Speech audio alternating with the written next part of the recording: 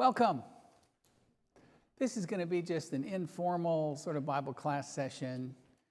I don't know if it's so much of a workshop as much as just sort of a class. And I'd like to begin by just asking all of you, do you have any particular feedback or questions from the two lessons we've covered thus far? Were you guys aware how successful the big picture has been in other places? A lot of times good news doesn't spread like bad news. But I hope you're encouraged by that, because I certainly was when I first heard about it, and then to be a part of it over the years has been an exciting adventure. And so I do want to clarify that I don't say this is the only way that you can effectively do evangelism. It's just one way that is very effective. And I want to talk about that because I've been so involved in it. I also think it'd be helpful. This is something that we were talking about over lunch. And that is, what do you do if you talk with somebody and they tell you that they're an agnostic or an atheist or a Muslim? Is that kind of a wasted presentation? What really impressed me was how Ken goes to Muslim countries and he doesn't care. He just looks for people to hear the gospel. And I've had the occasion of people telling me they're an agnostic, and oftentimes they just sort of say that because that's kind of a cool thing to say. But then when they hear and see the gospel and they are impacted by it, they believe. And they're no longer atheist. See, for most of my life, if somebody told me they're an atheist, I'd say, okay, I need to back up and I need to talk to them about, the belief in God and go through all that route. But years ago, I listened to the audiobook that C.S. Lewis wrote on Surprised by Joy. I'm just a big fan of C.S. Lewis, and he's got some really good faith-building material. And anybody tell me what he meant by that? What surprised him? Yeah, he was a critic. He was an Oxford, he thought, atheist. And he was, a really good person dealing with debate and logic and all of that. And he was actually just studying some of the source documents so that he could ridicule Christianity. But he'd been told about Christianity, but never really studied it for himself. And once he did, he was so impressed with the biblical accounts, the veracity of the historical documents, and more importantly, just the account of God coming down incarnate to be the Emmanuel God with us, and chose to take on human form so he could pay a penalty as a human being that only he could pay for us because he loved us so much. And he said, there's no way somebody could have made this up, and the high moral code that it taught. So he becomes probably the greatest Christian apologist of the 20th century because he just objectively looked at the source documents and was surprised by what he found. It's called good news. And it, in and of itself, is compelling. It's an evidence all by itself. Most of you are probably a little like me in that I grew up in a Christian home. My folks were they both were very committed Christians. My dad was a shepherd for 30 years. And so I've heard this all my life, at least some form of it. And what's the danger of that kind of familiarity? Yeah, you kind of become complacent about it, and you kind of almost think, well, yeah, I know that's true. That's a neat story, but I've heard that all my life. It doesn't have the impact that it does on someone who's never heard it before. And I've had people who've heard about Jesus. Everybody knows who Jesus is, but many people, because our world is so secular, they might be very smart, but they really don't understand the way the whole Bible fits together and why Jesus had to die and why it satisfies the sin problem and, all the just profound implications of the gospel and Jesus being the Lamb of God. And when suddenly people get it and the light bulb goes on, it's just truly powerful, which is exactly what the Bible says, right? Romans 1:16, it's the power of God unto salvation. I've had people about 2/3 through the presentation just stop me and say, this is just amazing. And I say, yes, it is, and we're not done yet.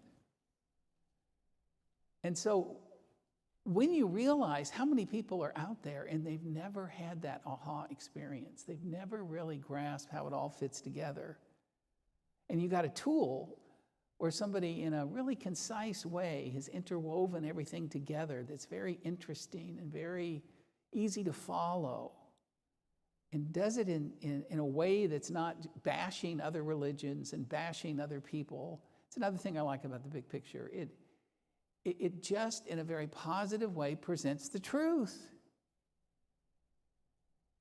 And it's just such a great opportunity to just say, I've got something I want to share with you. It'll only take an hour.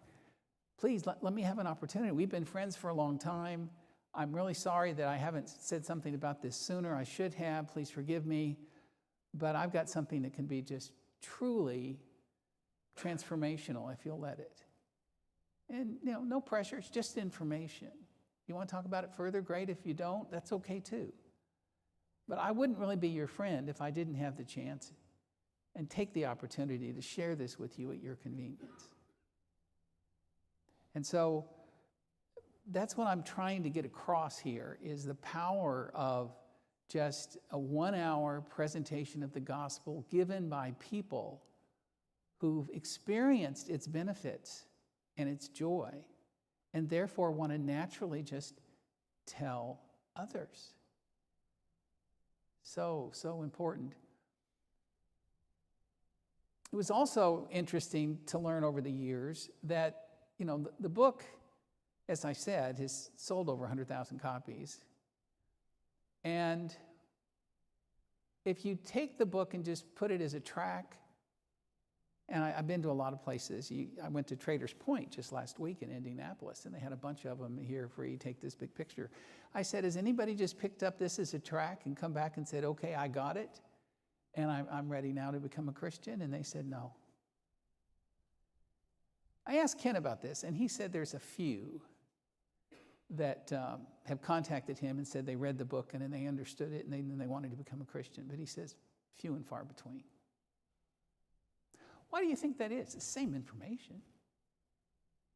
Why is it that just reading the book doesn't do much, but sharing it in the way I'm suggesting that you share it has just transformational impact on people's lives? What's the difference?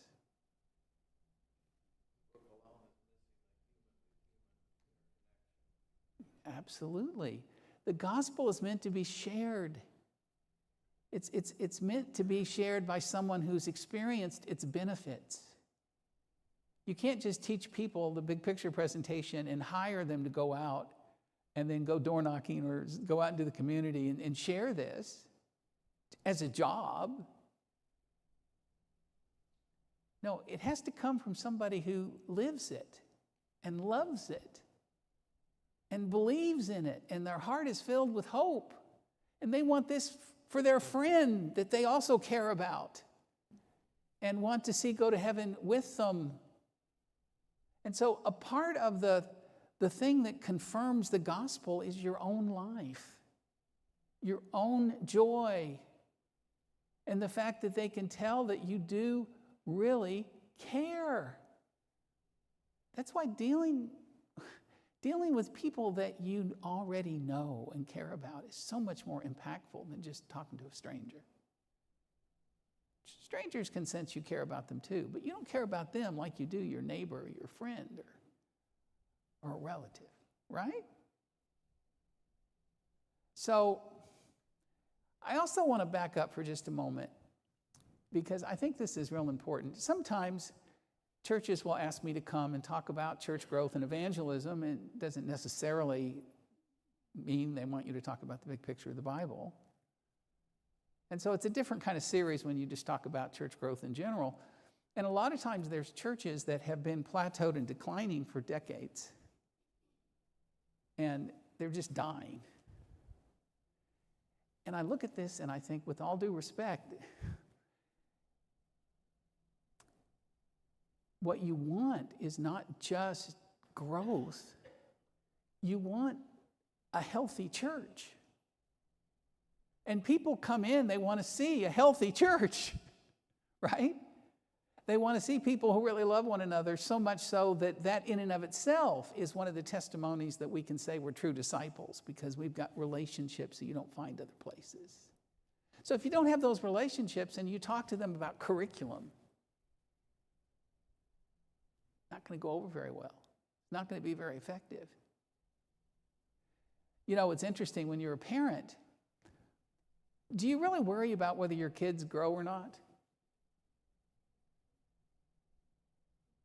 I mean, if you give them a good diet and exercise and, fresh air to breathe, and, as long as you give them an atmosphere where they can be healthy, what just naturally happens to kids? They grow, and they go through growth spurts, and it's just the natural thing that's a part of health.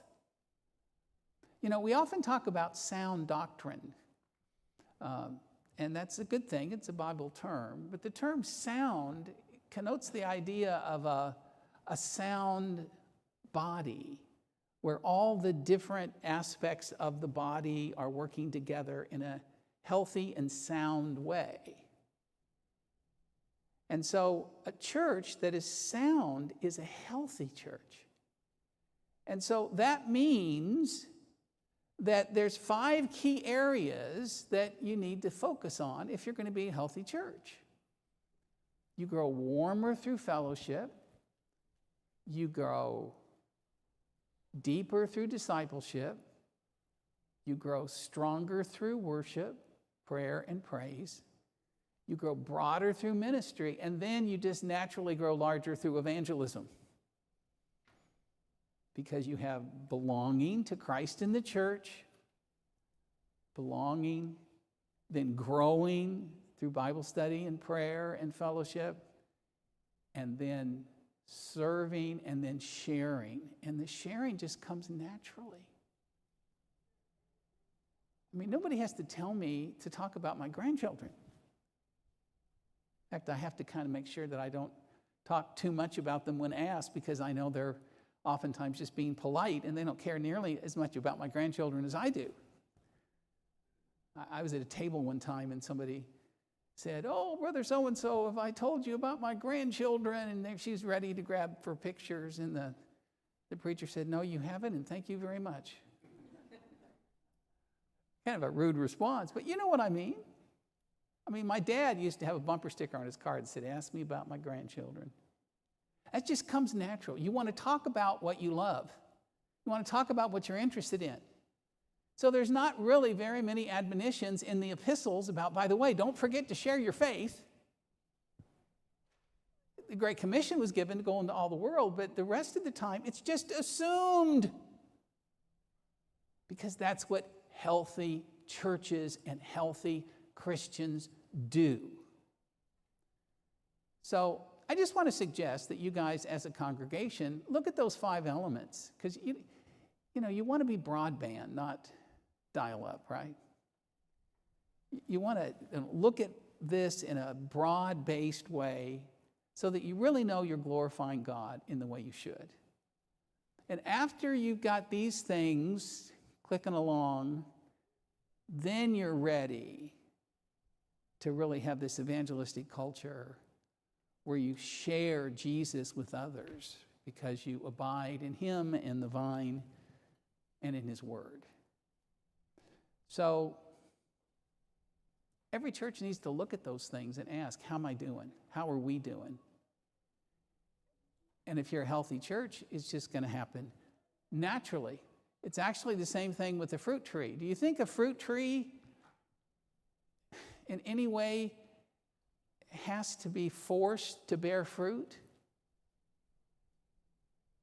If you had a fruit tree that was barren, you think it'd do any good to stand there and fuss at it? Say, what is wrong with you? You're a fruit tree. You're supposed to bear fruit. Now get with it. And yet sometimes we see a church that is kind of sickly and maybe not all it should be, and fussing at people that are already weak is not the answer. No, let's just talk positive and figure out ways that folks can grow. And while we're at it, if we can give them a track to run on and some tools to help them just naturally carry out their enthusiasm for trying to save other people, like they themselves have been saved, that's what makes things work. So, I'm not going to go through and read this on the screen. You've probably heard this before. This isn't original with me, this starfish story. Somebody's looking off in the distance, and this guy is taking starfish that are getting ready to be dried out by the sun. They've been pushed by the waves and the tides over into the dry sand. And when the sun comes out, they'll dry and die because they need the moisture of the water. And so there's this kid who's coming along, picking up these starfish while they're still alive, and he's throwing them back into the ocean because he doesn't want them to die when the sun comes out. And somebody comes up and says, "What are you doing?" He goes, "Well, these starfish are going to die. So I'm trying to save them." And he goes, "There's miles of beach and there's hundreds of thousands of starfish, and you're not going to make any difference. What a foolish thing to do." And he reached down and he picked up another starfish and he said, "It makes a difference to this one." And then he threw that one in the ocean. Now, why is that a good thing to talk about when we talk about this idea of trying to reach the people around us? Do you ever feel sometimes like you're spitting in the ocean? You know, what difference can I make? There's billions of people out there. But you know what? It makes a difference to this one. And if everybody can have that kind of spirit, they tend to stay motivated. And I want you to stay motivated and not just give up. I love this quote. "I am only one, but I am one. I cannot do everything, but I can do something. And I will not let what I cannot do interfere with what I can do. And by the grace of God, I will."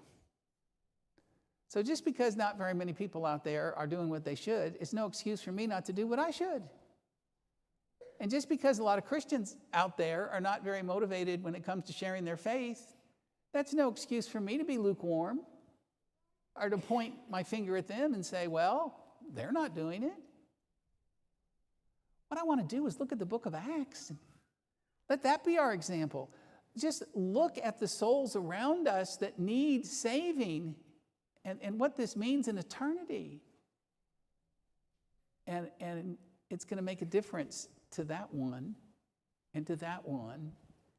And then other people see that beginning to happen, and then there's this chain reaction, and then amazing things happen when a church has an evangelistic culture where people are being baptized into Christ all the time. And then you know what happens? Other people hear about it. What's going on? And then they want to become a part of it. Because people want to be a part of a church that's really alive and vibrant and growing and saving souls and not just holding their own. Amen? So that's the potential. I know I've talked with the elders. We had a meeting back in April. Clearly, that's the vision they have for Vestavia. That's what they want for this church family. And you guys were on your way with Brother Barker to kind of serve as a catalyst with a great tool to help make that happen. And I remember Coach Barker back when he was a coach. He's a great man, and I'm so sorry for his passing.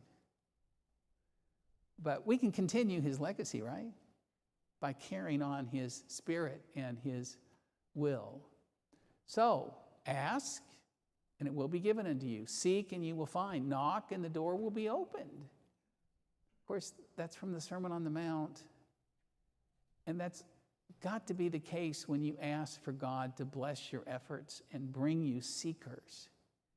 Because God brings teachers and seekers together. And so please don't forget to pray that prayer. I found this fascinating. Institute for Church Growth, they ask, what was responsible for your coming to Christ? Now, this is a an institute that's associated with Churches of Christ. And so they just asked people.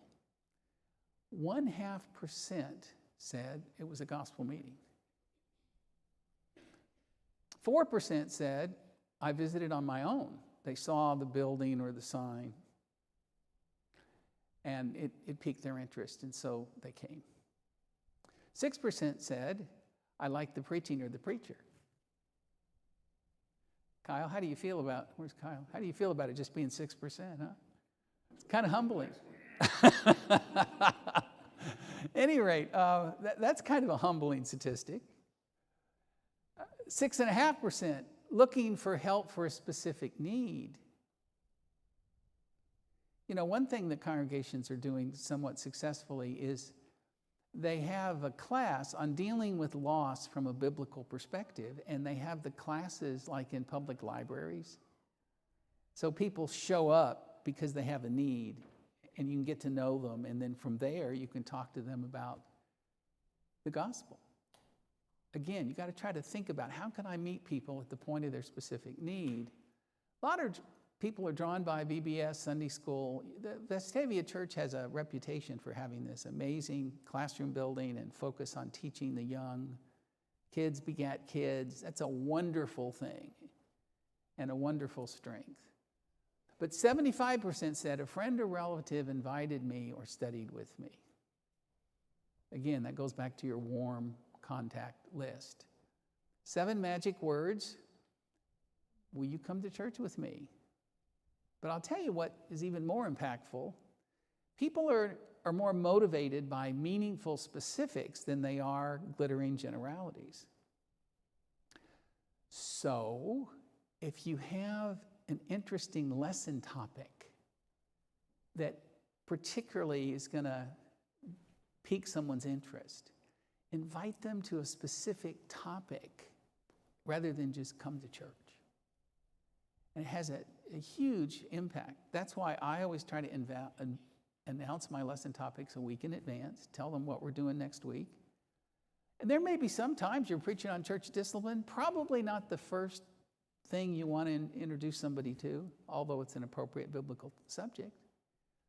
See what I'm saying? I mean, you just assume that everybody's going to have this in the back of their mind. They can prepare their minds for the next Sunday, and they're ready to invite people that would be particularly interested in something dealing with, say, evidences or archaeology.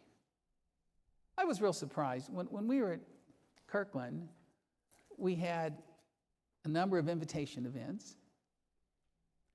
And the one that brought in the most people from the community, we're talking 50, 60 people, and we did radio ads and all that, and we went all out to bring people in, was a lesson I did on the Dead Sea Scrolls and what that says about the veracity of the scriptures. I was shocked how many people were interested in that topic. Grabbed their contact information. Now they know about us. And that's the kind of thing that helps churches grow. Churches grow on visitor flow and on folks going to folks who would not come to a church service for whatever reason, but maybe they'll listen to the gospel on a one-on-one. Those are the 2 areas a church who's serious about growing need to focus on. Increasing visitor flow with interesting topics and marketing, bring your neighbor days, that kind of thing, but also reach out to people who are not going to come to a church service. Maybe they're already content in some denomination that they're a part of and committed to. Or maybe they're just an unbeliever. They don't understand a reason to come and worship God because they don't really know God. They haven't heard the gospel. So why are they going to come? So you need to understand one or the other. Sometimes you bring people to Christ through the church. And oftentimes we bring people to the church first through Jesus Christ, which is the way it was normally done in the New Testament, right? One of the things that is certain is we will find exactly what we're looking for. The key is to be prospect conscious. I'm sure you're familiar with John 4 in verse 24, where it talks about the need to lift up your eyes. John 4:35. Lift up your eyes and look into the fields, for they're white into the harvest. The problem is a lot of times we're just not lifting up our eyes and looking. And oftentimes we don't really believe that people are that interested. You have to do both. You have to lift up your eyes and you have to believe that there are people out there that if they heard the gospel, they would show that they have a good and honest heart and they would respond. So the question is, are you one of God's holy prospectors? A good prospector sees in every rock the potential for gold. A bad prospector sees a rock as only a rock until proven otherwise. And that's sometimes what we do, right?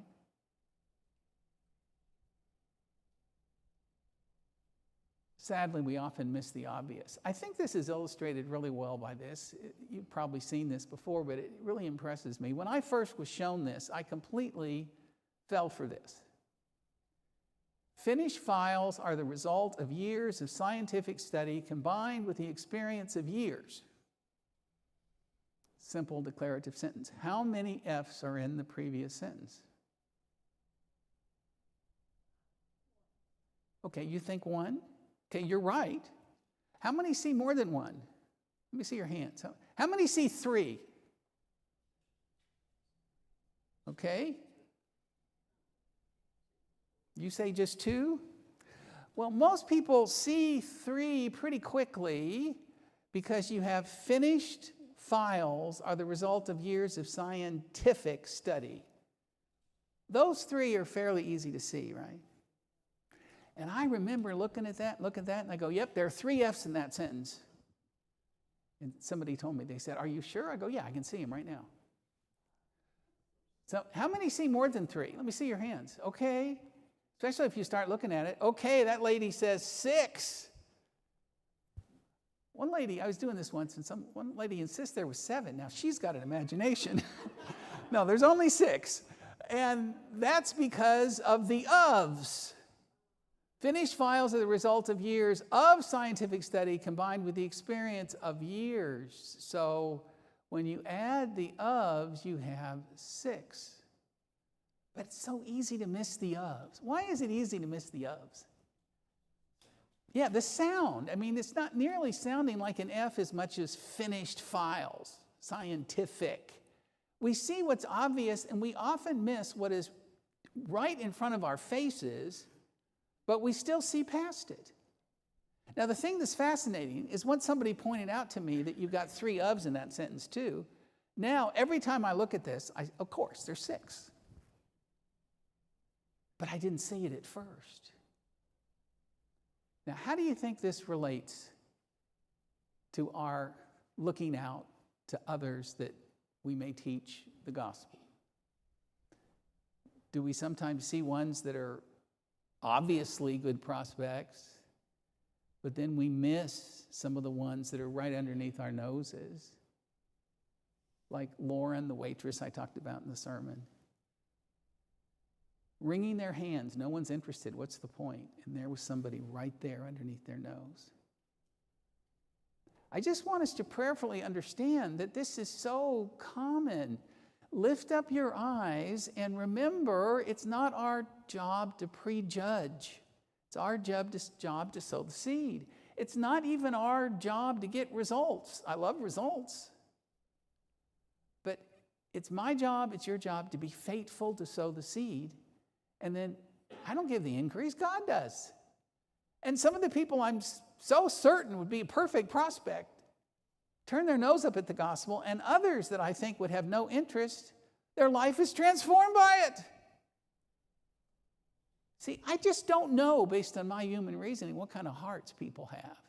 The only way I can figure that out is to just very kindly and persistently ask them, can I sit down and share the gospel with you? Now, I used to try to do that, and it would take me 5 sessions. Most of the time, I didn't get through to the 5th or the 4th.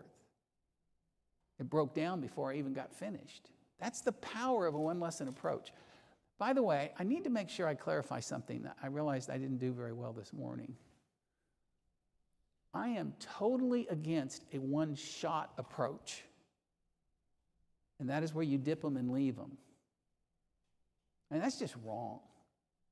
You imagine bringing a baby into the world and then you put him in the crib and then you say, okay, little tiger, Here's a bag of groceries, and over there in the cabinet are the diapers, and good luck.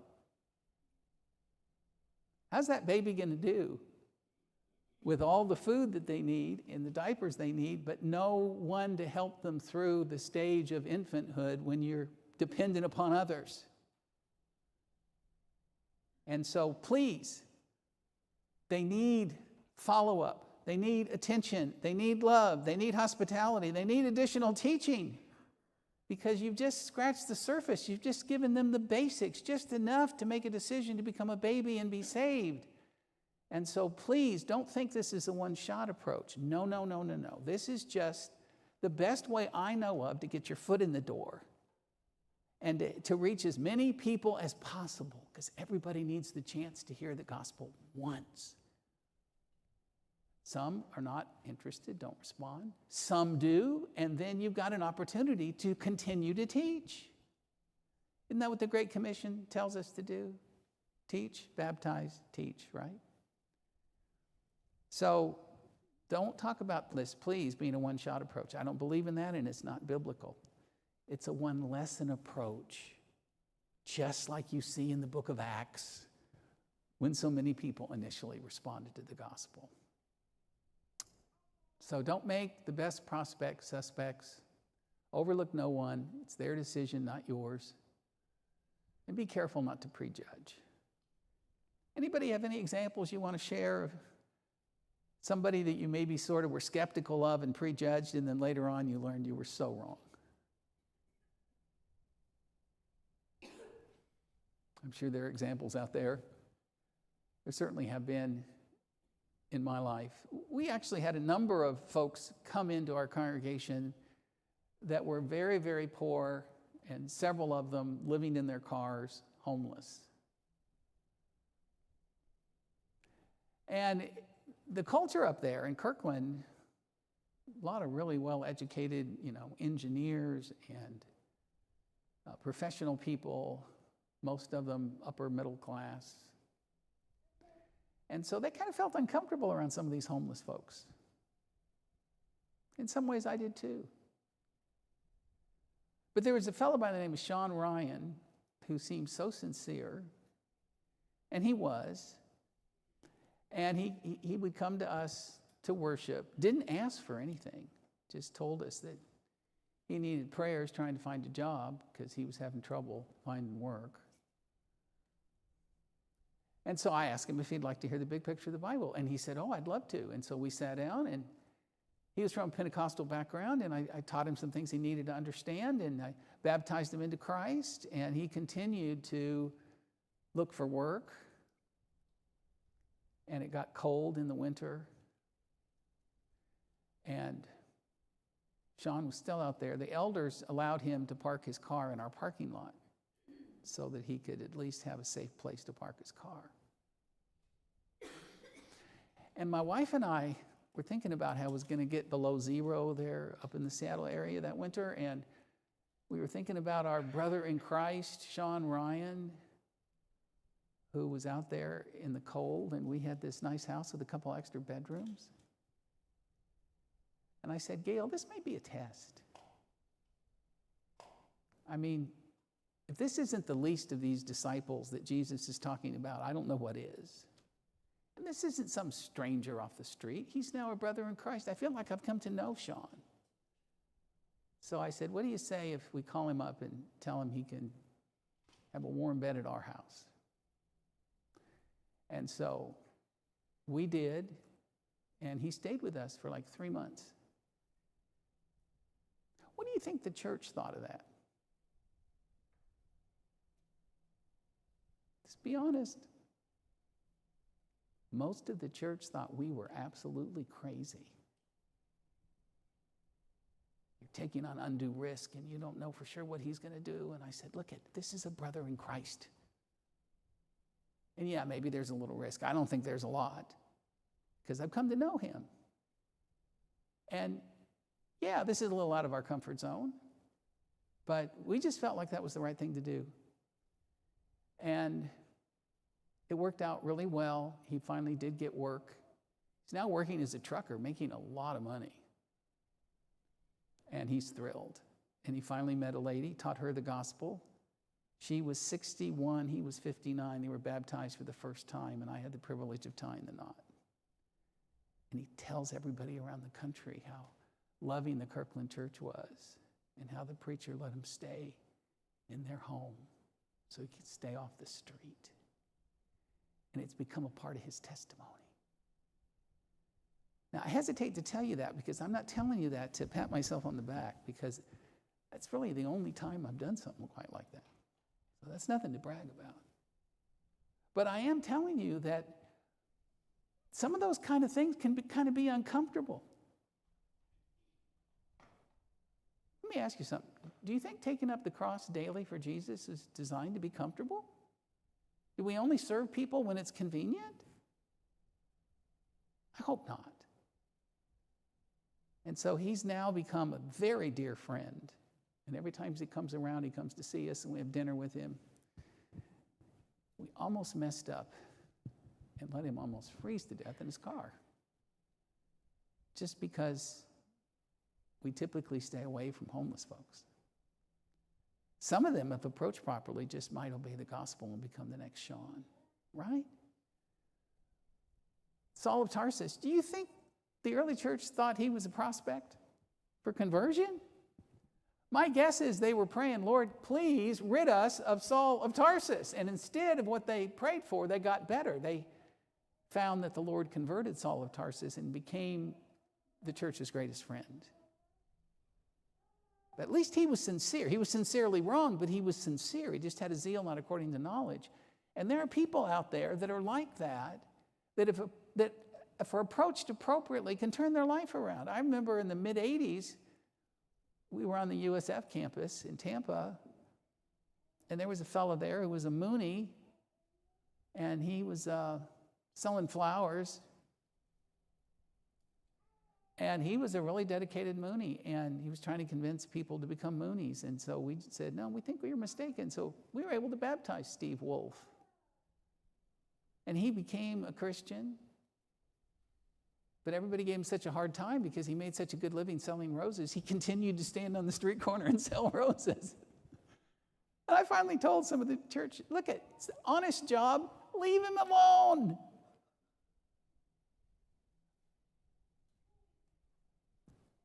I believe we are standing in the middle of our own acres of diamonds.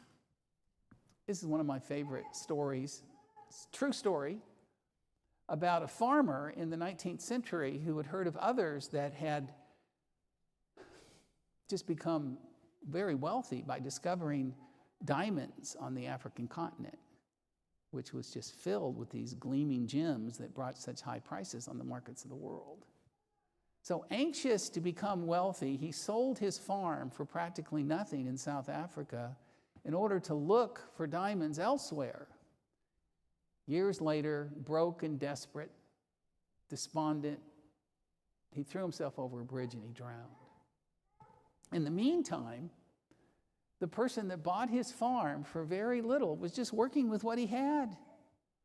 And he was plowing through the farm, and he kept on finding his plow was hitting these large stones that were getting in the way. And so he took it to an expert and had them examined, and they turned out to be large diamonds in their raw, undeveloped state.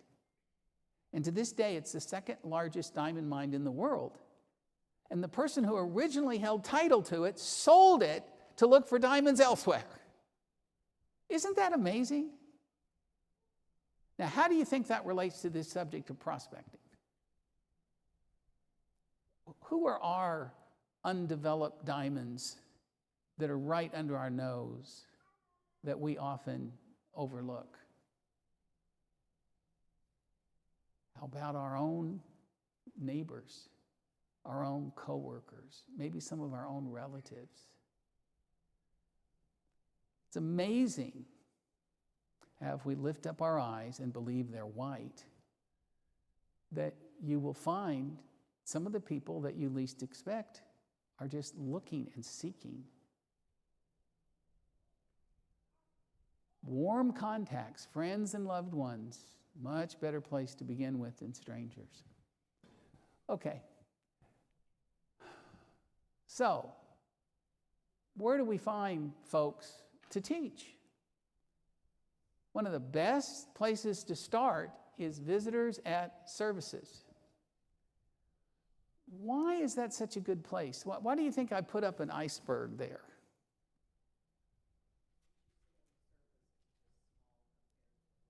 Yeah. You look at the iceberg, 1/5 of it is above the water and 4/5 of it is underneath. And Harold Comer used to tell me, he said, for someone to come in, especially if they don't know anyone, for a visit to a church, they may seem kind of reluctant and want to sit toward the back and all of that, but the very fact that they came shows a tremendous amount of interest. It's just not obvious at first, because it takes almost a degree of courage to go someplace you haven't been before and then talk to a bunch of people you don't know. Because you need to see those people as just golden. They've got a whole lot more interest than what you might see at the surface. And so one of the ways churches grow is they do things to create visitor flow so people self-identify as being interested, and then they just warmly welcome them. You have to be careful not to overwhelm them, but you warmly welcome them, and they sense the acceptance and the love, so much so they think, I want to come back to that place. And what will impact them more than a good sermon is that everybody's friendly.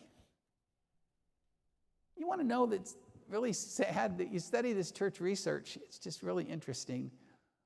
Most congregations, and this isn't just among the Lord's people, most churches of all kinds, if you ask them, do you think you are a member of a friendly church? They all say, oh yeah, we're super friendly. But the real test is, what do the visitors say? And 75, 80% of the visitors say, no, that church isn't friendly at all. Well, where's the disconnect? Well, typically, the closing prayer is said, and you turn around and talk to your friends, talk to your family, and everybody's friendly with the people they already know. And the person who comes in off the street looking maybe for the truth stands around for a few minutes, nobody speaks to them, and they go out the door talking about how people were rude and nobody spoke to them. I've traveled the country. They don't know that I'm a gospel preacher. I'm just walking into a church trying to worship faithfully while I'm on the road, and I've had that happen to me. I've kind of stood around, had to interrupt conversations. Hi, I'm Brent Hunter. We're traveling through. What's your name? It's like, wow, what if I wasn't already a Christian? What would I think? I'd think probably this isn't where I want to come back. But once you're aware of that, and so you decide, first thing I need to do is look and see people I don't recognize and make them the priority and greet them first, and then go back and talk to my friends. That's the key. That's the new habit. And that's a habit, basically, that Kirkland had to develop. They went from a church that had a reputation for not being very friendly to being extremely friendly. And that's a part of what creates an atmosphere for church growth. And that's more important than curriculum. So if Harold Comer was here, because I learned this from Harold, I am sure you all have heard this many times before. But I think we all need to be reminded how critical those visitors are, right? The mates of members, obviously, low-hanging fruit. New residents in the community. What happens when somebody moves to a community, especially out of state? Well, do you think because they pulled up roots and now they're establishing new ones, they might be looking for a church home? They might be more open to change than they might have been otherwise? Of course. Do you know you can buy for a pretty inexpensive cost from the utility companies, people who have new orders for utilities? And you can find the new resident list, and you can send them a mailing or even pay them a visit. When we first moved back to Tampa, our mailbox was filled with, I think, 8 different invitations from area churches. None of the brethren sent anything to our house. I mean, I didn't need it, but it just shows me these groups that are denominational are more willing to reach out and spend money to try to invite people than my own brethren. I'm just trying to say we can do better, folks. Can you be a sound church without being evangelistic? I don't think so. Relatives of members, obviously, even unfaithful members. When somebody is withdrawn from, don't just forget about them. That's not designed to be punitive. That's designed to try to get their attention so maybe they'll repent and come back. So periodically, let them know they're not forgotten. And see if you can't restore some folks. Obviously, friends of members, neighborhood Bible studies, meetups, co-workers, courting couples are ideal. My wife was converted because I started dating her in high school. That happens a lot. Visitors to invitation events, where you have some special topic and then you invite the community to come. Friends, family of new converts. Every person that is taught has about 40 people that they're fairly close to on average. And ask them about those 40 people and how we can reach out to them and help them fish in their pond. Right? Classmates in high school or college. Christy Neely is an amazing example. She was a cute little girl. From the time she was like 10th, 11th, and 12th grade, everybody wanted to date her in Oldham Woods High School. And she said, nobody dates me till they come to church with me first. I want to see if somebody believes in God before I date them. So the time I was there for about 4 years. All these people came and I said, I'm not interested, preacher. I'm just here for Christy. Where's Christy? I want to sit with Christy. It's amazing all the leads that she brought in. And one of the people that came to church that way that I got to know, that I studied the gospel with, is Travis Farmer, who wound up working in the furniture business with the family here who has this furniture business. I'm so thankful for Christy and her little rule. Let's not underestimate what our young Christians can do in the kingdom. So here's your prospect list. I want you to, some of them are here on the table. We've got a couple of handouts here that have been run off. Why don't you bring those up? We're running out of time here. I'm going to show you what kind of handouts I have for you. Thanks for coming to this little class, this little workshop. Had more things to say, but maybe another time. Let me show you what this is. I want you to take these home with you. Here's an article I wrote years ago called "The Big Picture of the Bible as an Evangelistic Tool." And it just kind of gives you a summary of some things. Here's something called "Easy to Teach, Great Results," which is something we had on our website, encouraging other congregations to learn how to use the big picture as an evangelistic tool. Ken told me that he goes all around the country sharing the big picture, but a lot of times churches just drop it and don't do anything with it. That just breaks my heart. So here's some tools to help you to do something with it. And then here's your own prospect list. And the key is, don't just pray, Lord, lead me to some soul today. Some soul doesn't do anything for you emotionally. How about, Lord, help me to know what to say to my aunt, whatever, or to my neighbor that seems like such a nice person. I'd like to save their soul. And narrow it down to 2 or 3 at a time. There's power in concentration. And if every member of the Vestavia Church were praying for 2 or 3 lost souls every day, I'm telling you, you'd have a huge harvest. Because that's the way prayer works. And prayer is the most neglected tool of evangelism. Because God is the one who leads these people to... You're welcome. Thank you, brother. You're welcome, God.